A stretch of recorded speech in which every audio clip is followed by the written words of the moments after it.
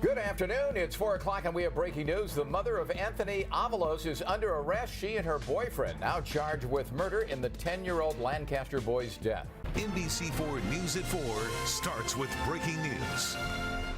Good afternoon. I'm Chuck Henry. And I'm Colleen Williams. And breaking right now, a mother and her boyfriend charged today with murder and the torture in the death of her 10-year-old son, Anthony Avalos. NBC4's Patrick Healy is live outside the courthouse in Lancaster, where the boy's mother is about to appear before a judge. Patrick?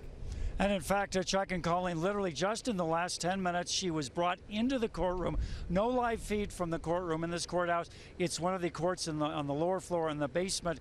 I stayed as late as I could before I ran upstairs. She had not entered a plea, and the arraignment was going to be continued till Monday, but a whirlwind of events today.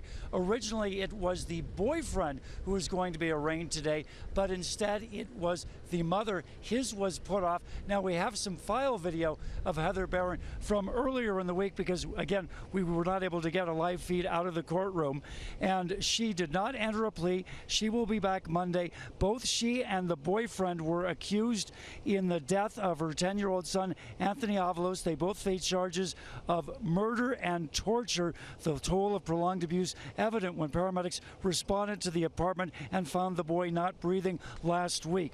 Now, we saw the mother's boyfriend, 32-year-old Kareem Ernesto Leyva, appearing earlier this week at a custody hearing. Then he was arrested 2 days ago after being questioned by detectives. Barron was arrested this morning. Sheriff's Homicide Lieutenant Derek Alford. She came in this morning for a scheduled interview of her with the information that we gleaned from other interviews that we conducted throughout the day yesterday, and including Mr. Leyva's interview, which gave us what we felt we needed to present to the district attorney to get a filing of murder and torture and child abuse resulting in death against Ms. Barron. Now, Lieutenant Alfred told us that the boyfriend, Leyva, was not brought to court because he remains under medical care for a severe slash wound he inflicted upon himself shortly before he was arrested. When he has recovered sufficiently, Leyva will be returned. Now, Leyva faces 32 years in prison. Barron faces 22 years.